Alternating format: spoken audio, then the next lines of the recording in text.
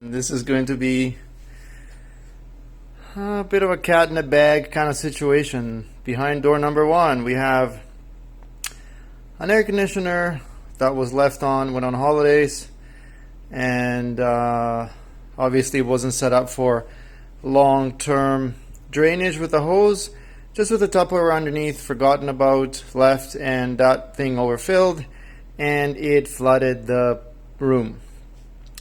I've had a dehumidifier on it, which is the same air conditioner, but it's got an dehumidify option on it, which runs at half of AC temperature on the low fan automatically, and it's taking water out of the air column, which is great. But I think it's time to pull up the carpet and look at that underlay.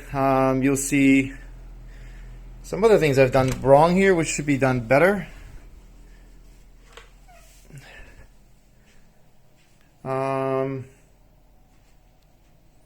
There's too many fans in here, as you can see. Too many fans, and this unit is trying to pull air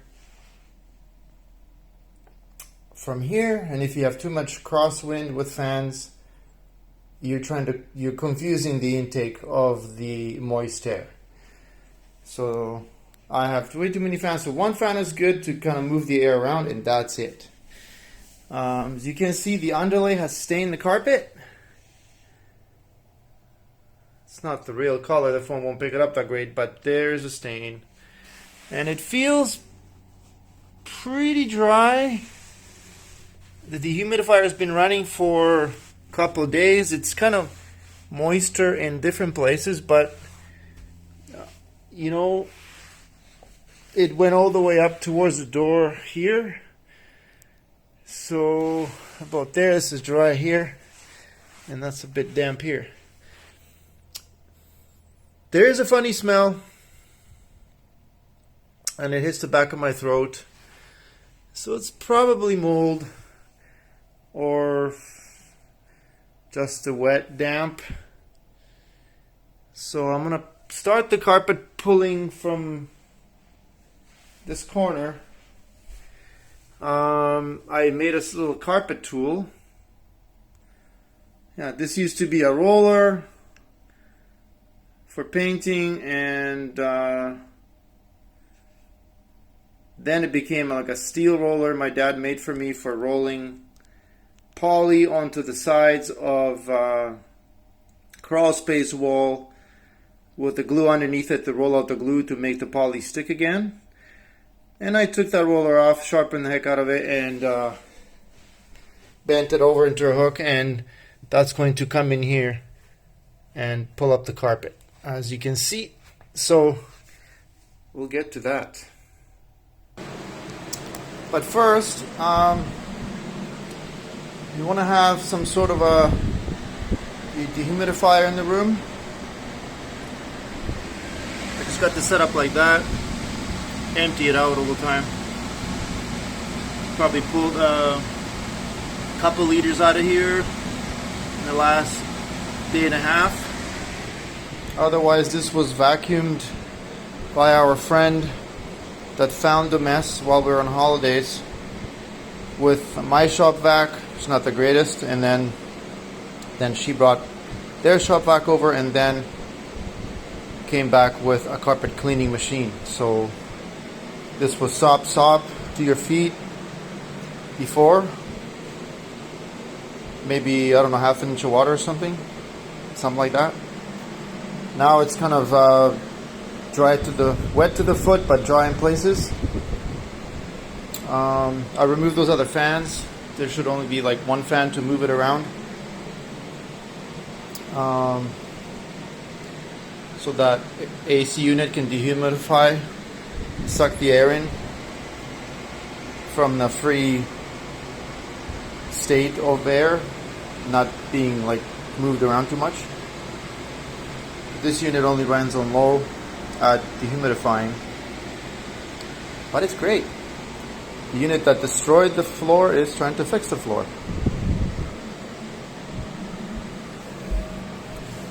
So here is the hook. There's a tack strip under here. You just feel the edge of it right there. So the carpet goes underneath this baseboard.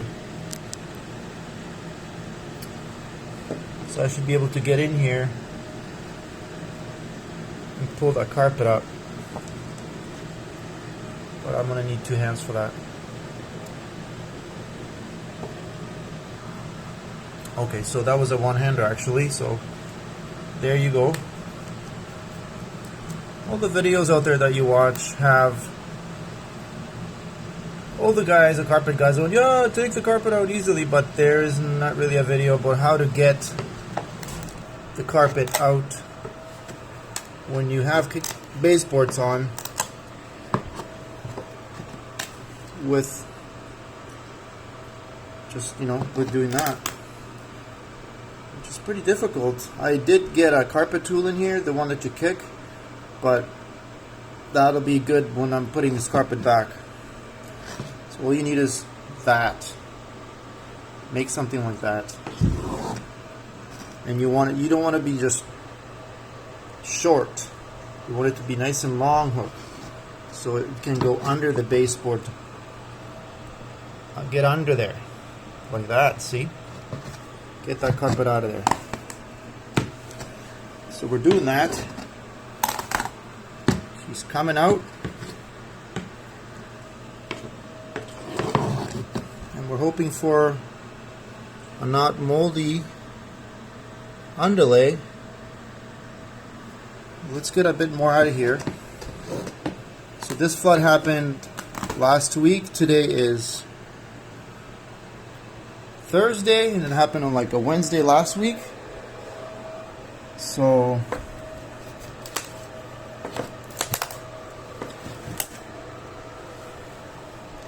got the rust spots on the nail from the nail tacks.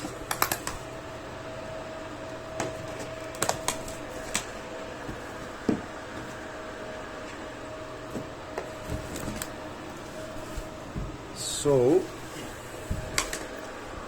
she's coming out now. And is she wet? Yeah, she's pretty wet. But if you rub this, you should, if it was mold, it would rub off. Let me turn the light on.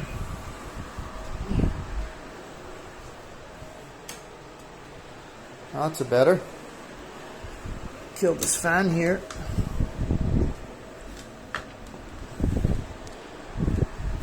Alright, so how does this work under the fan? Under the heater.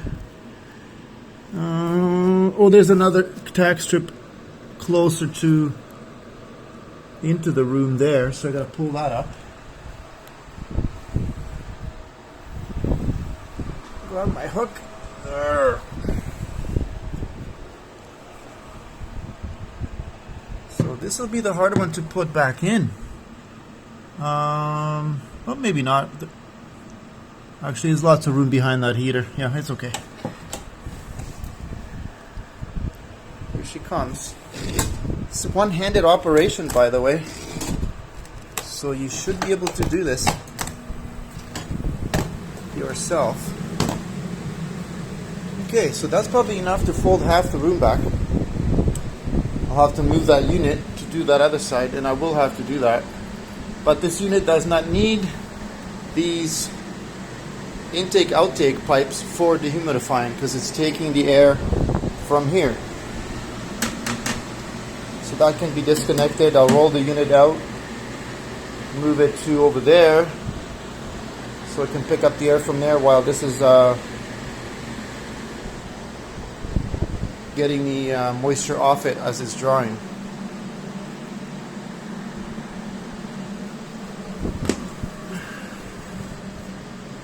Yeah, that's actually not too bad. I'm pretty happy about that. Don't think this underlay has to come out. Do a smell test. Yeah, smells like underlay, not mold. And this carpet is not soaked, it's just damp. So you want to get at this right away. I waited too long and I'm not paying the price for sure, but could have. So let me pull this all up and then get the unit moved first. Okay, so I was actually wrong because this is using air conditioning at half power to dehumidify, to condense the moist air. So this is actually exhausting hot air out. So I cannot run this unit just without the exhaust pipe off. So I'm going to have to move the unit, fold the carpet back, and put it back. Here we go. Alright, I'm back. What a job. Okay, so now this carpet's peeled back, and I can feel just under there. You can also see with the stain how far it went, and it's just not, it gets lighter and lighter there. So it should be a little drier there. We'll prop it up with something. Some step stools or something, throw it under there. And probably start with the heat now. This is already feeling better to the foot, to the touch. Since before I had the carpet just taken off. It's looking good, feeling good. It's already hitting the air column and it's starting to evaporate by itself. Super damp in here, but now I'm having a problem with breakers. The breaker that's running this unit is so hot it wants to burn. But the developer that made this development also made another development down the street. And that development, I have a friend in there and he was on strata and they had to replace every breaker in the whole townhouse complex. So I hope this is not the strain being put on by my 3 fans or 2 fans in the unit and tripping breakers.